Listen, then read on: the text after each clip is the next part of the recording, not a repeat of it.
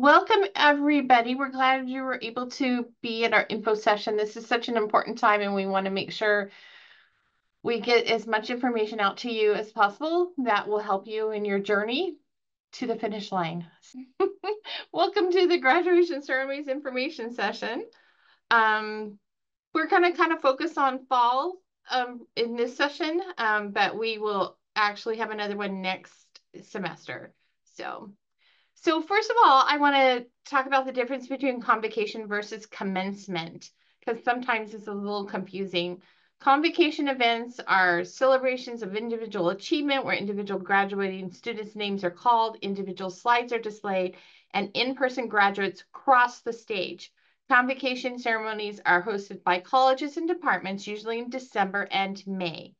Commencement is the university-wide ceremony organized by presidential events and university ceremonies held annually in the Arizona Stadium every May in celebration of all graduating Wildcats.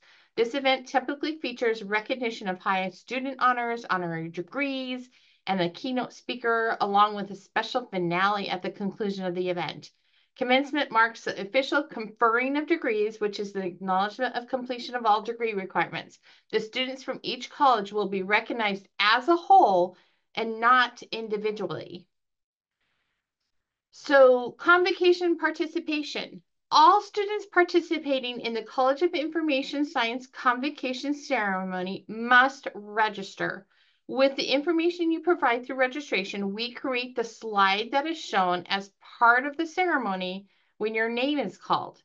Online students who register will have a slide created, and their name will also be called during the ceremony, and your slide will be displayed.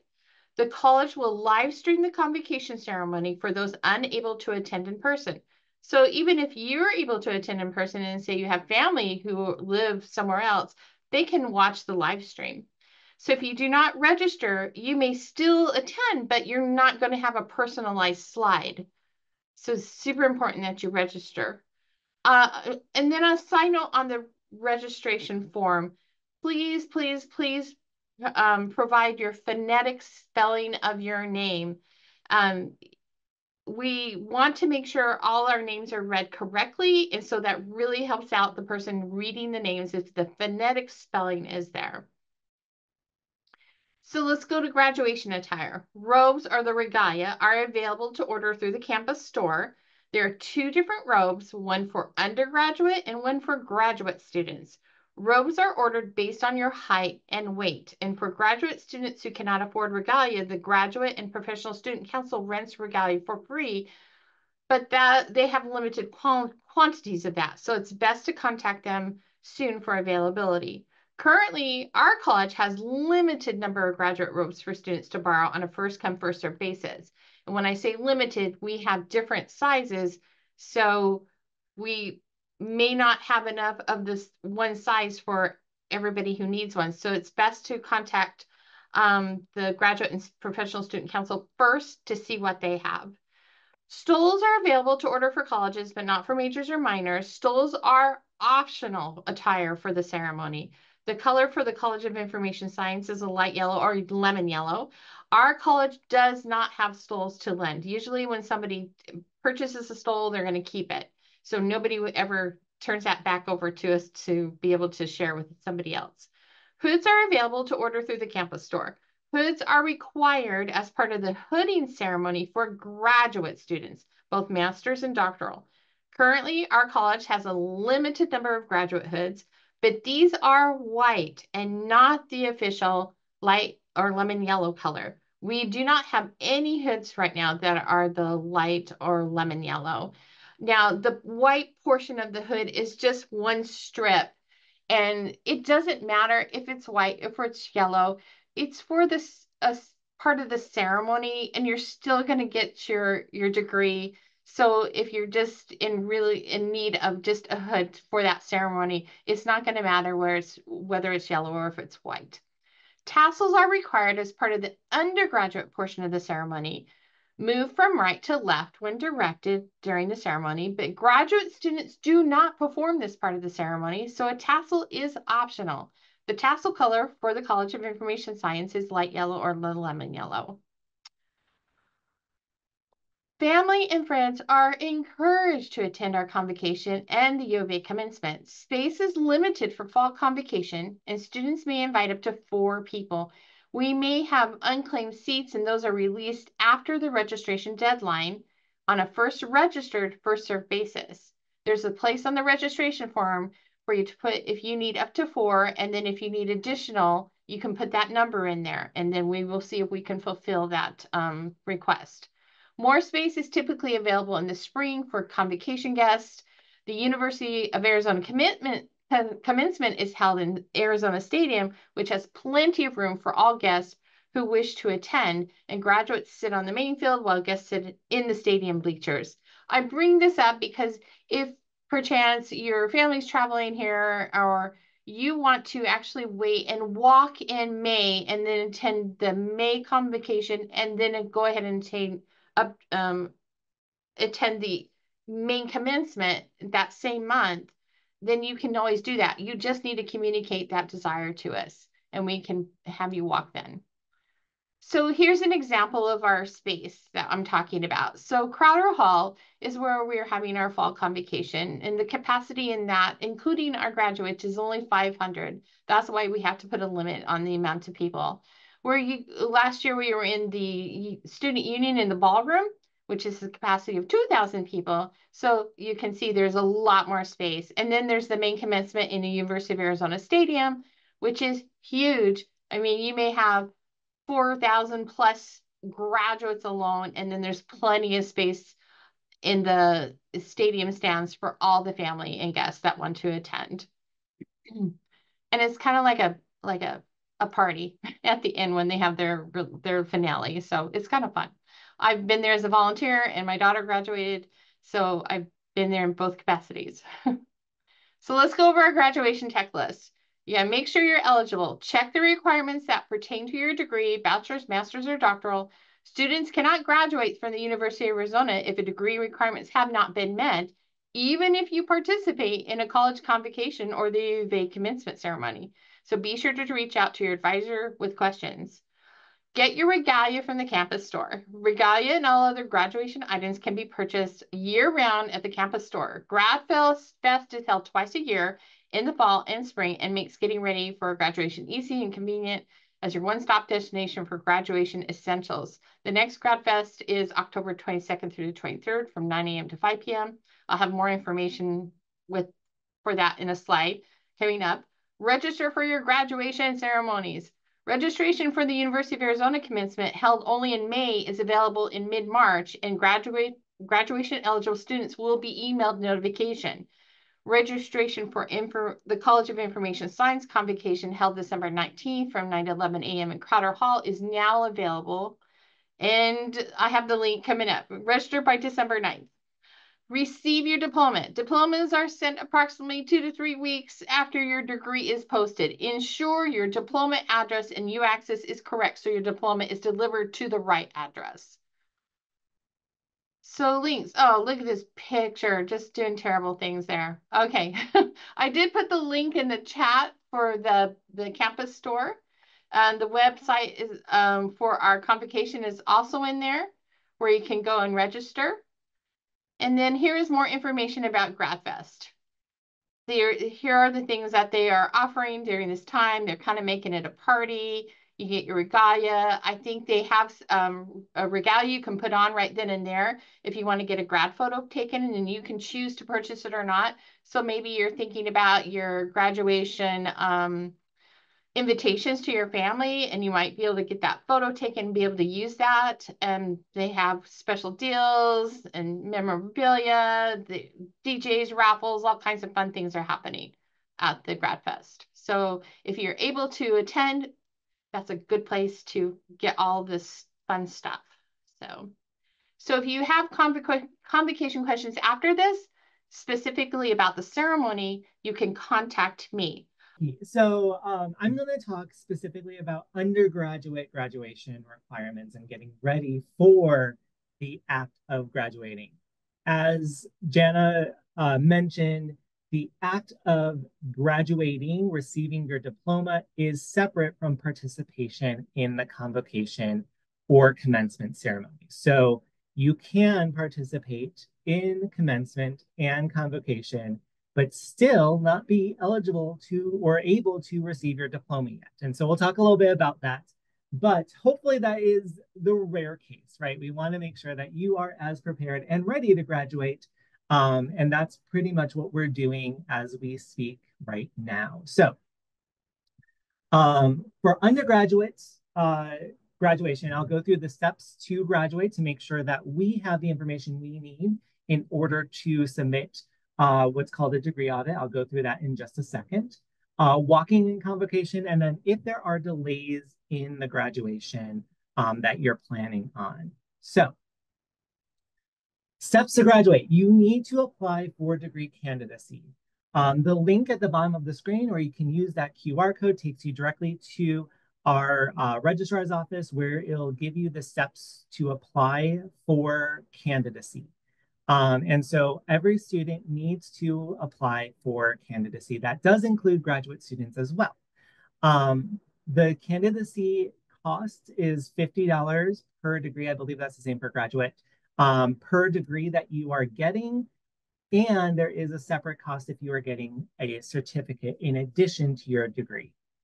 If you have not yet applied, please make sure you do so ASAP.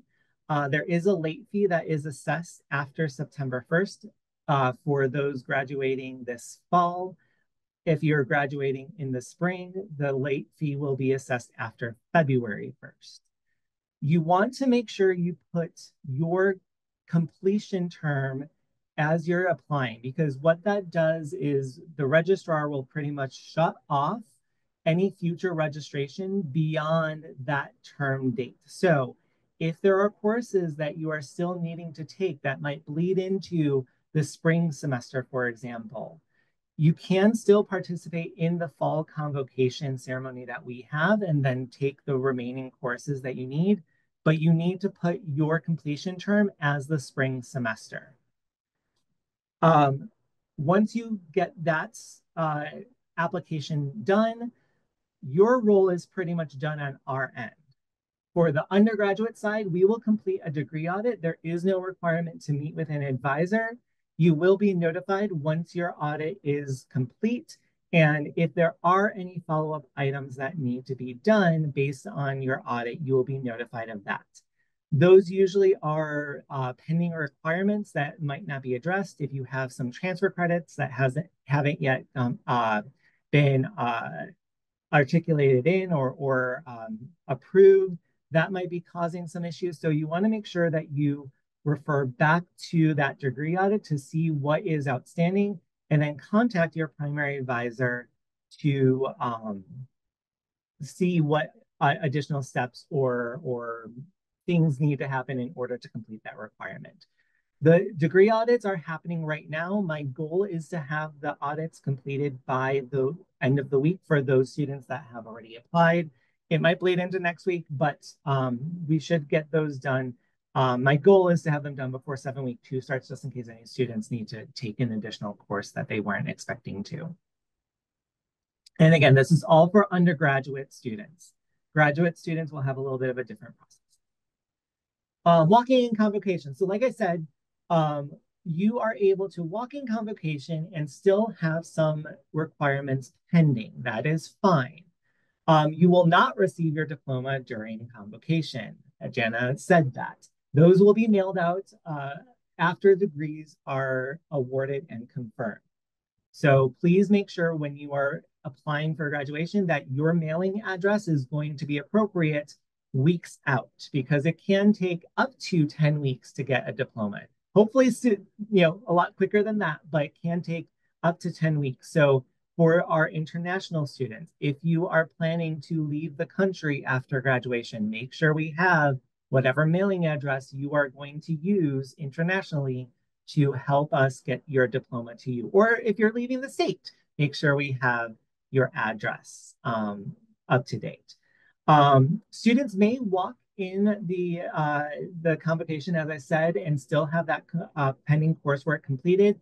That is also true for our spring convocation and true for commencement. So if you have some requirements that will bleed into the summer semester, you can still participate in convocation and be recognized for your graduation, knowing that you still have some additional requirements to complete. And again, you won't officially receive your diploma until those remaining requirements are done. If there are delays in your graduation, please make sure you talk to your advisor ASAP. We need to make sure that we update your records and make sure that we update your expected graduation term so that you can enroll in the future terms. If you are delaying within a year, so for example, if you are planning to graduate this fall and something happens and we need to extend you into the spring, there's no need to reapply for graduation. We'll just push your graduation into the next term. If you are delaying up to a full year or have consecutive delays in your graduation for one reason or another, you will need to reapply and you will be assessed the fees again. Okay, that is all that I have on the undergraduate side. I will we'll take questions at the end, but I will turn it over to Holly to talk about graduate requirements. Okay, I'm going to be quick. This is for graduate students or master's, PhD students who are graduating. Just some basic steps. And again, you can always meet with me. Jen Bates also has appointments. We can always be talking about this one-on-one and appointments if you have any questions. The most important thing that you need to do right now is to update your expected graduation semester, which is in UAccess Student Center. There are two ways to do this. You can go and do your grad path forms, your plan of study, which I'll talk about a little bit more. And that has a drop-down menu where you can update your term. Or if you just email me directly, I can forward your information along to the grad college to update for you. Essentially, this is the most important thing. If your expected graduation term is not showing as fall 2024 in the system right now, I don't know you're graduating. The grad college doesn't know you're graduating. You're not going to get, the RSVPs for commencement and all these events that we're having. You're not going to get information about graduation. We're not going to be tracking you. So make sure that you're checking this, taking a look at it, and reach out to me if you have questions about how to do those next steps.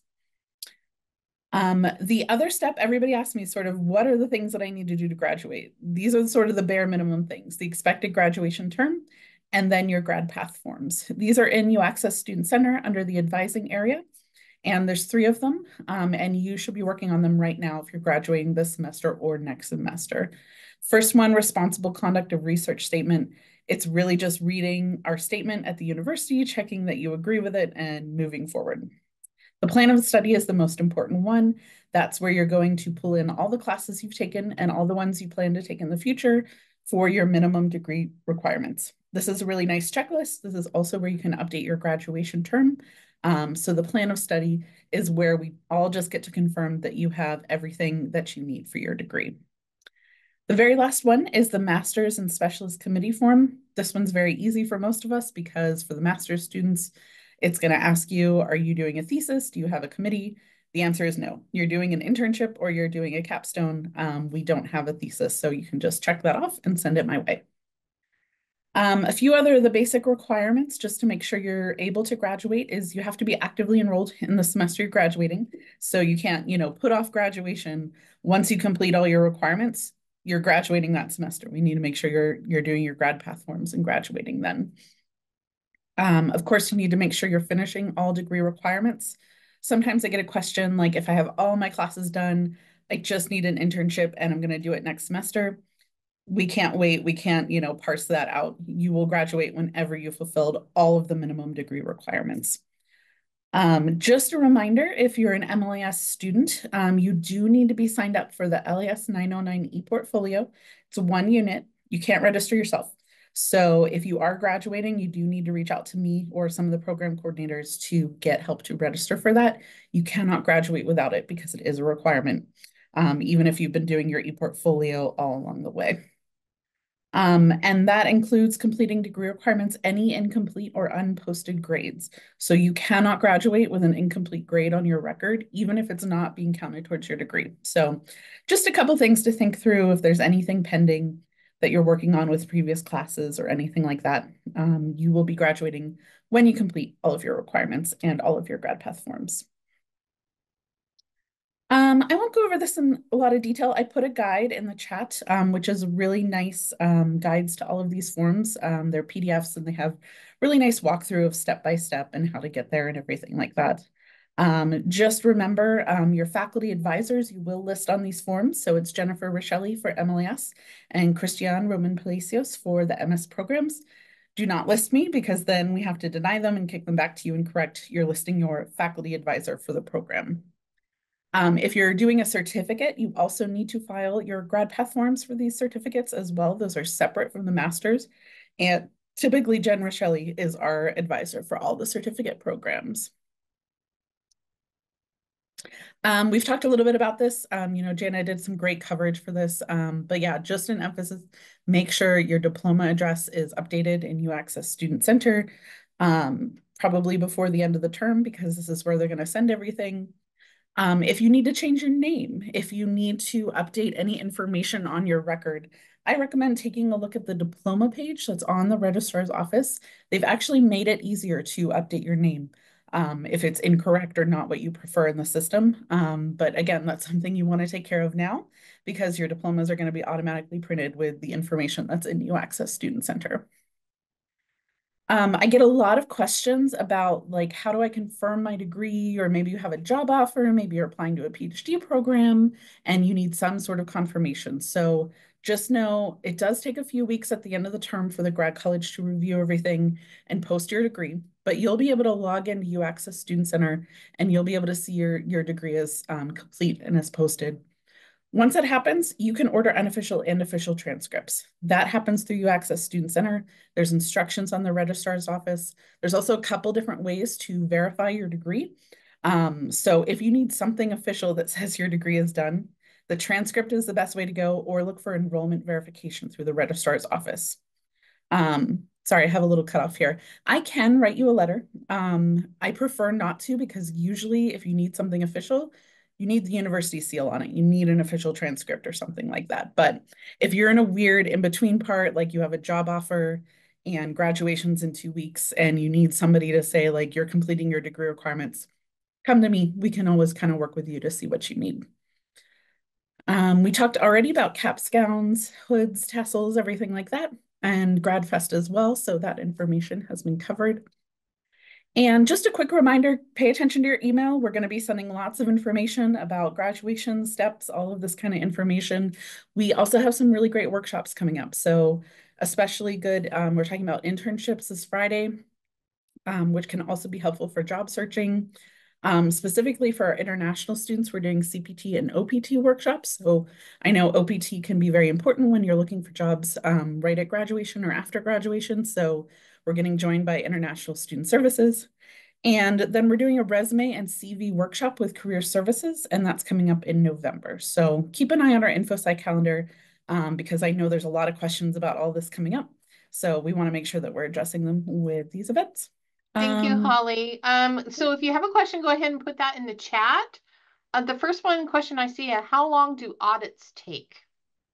That was while you were talking, Sean. So yeah, so as I said, I'm doing currently, and so I hope to have them done by the end of this week for those students that have already applied for graduation, gone through the registrar's application steps that they need to. I will reiterate something that Holly said for undergrads that apply for a degree candidacy or that registration, and I can share the link in the chat, is the way that we know you are planning to graduate. So if you have not completed this, then we do not know you are planning to graduate with us. So please make sure that you fill that out and get that application done. Of course, if you submit it after this week, I will get it done as quickly as I can. But my goal is to get all of those that have already completed their audits done by the end of this week. Sean. So another question I see, and I believe this person came in late. Are there different registrations for departmental, college level, and university level convocations? So first, let me clarify again. The convocations are always on the departmental or college level. The university does not have a convocation. It has a commencement. The difference between those two are convocations are put on, like I said, by the departments or the colleges, and that's when the individuals are recognized. Usually they walk across the stage, their name is called. For ours, we do a slide, and each department and college will have their own registration for their convocation ceremony. Main commencement is the university-wide ceremony, and that only takes place in May, and they will send out that information to eligible graduates for you to RSVP or register for that event, which happens in the stadium. And that is for everybody. You're not recognized individually at the main commencement. You're recognized as a college as a whole. And you do have to register for both convocation and main commencement. So those are totally separate. And like I said, each college has their very own registration. So I do I do want to add there are some separate ceremonies that also might require some additional registration. So if you are planning for undergrads, if you are an honors graduate, they have their own ceremony and convocation. Some of the cultural centers will do their own ceremony. So the convocation website that we shared at the beginning of this session does have all the different ceremonies and should have all the links to those different RSVP sites for those who are in those different populations.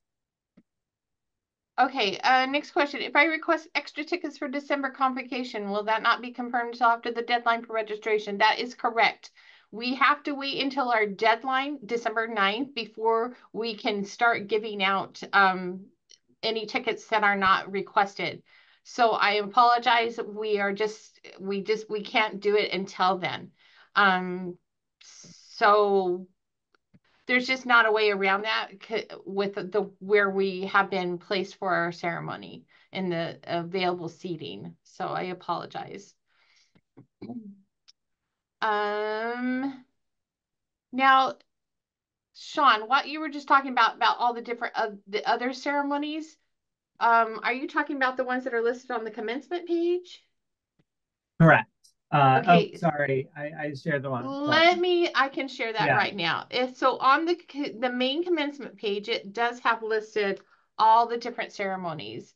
You just have to look under About, and then you will have on that drop down convocations, awards and honors, and 2024 ceremonies. So that will have a list of all of them and their contact, and you can contact that person if you have questions about that ceremony. I do want to clarify the ceremonies that I mentioned, in addition to convocation and our convocation and the larger commencement, those usually will happen in the spring.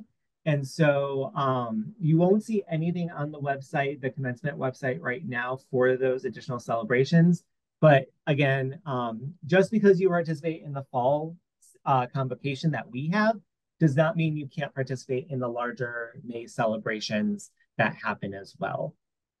So I know it sounds a little bit weird. You can kind of graduate twice, if you will.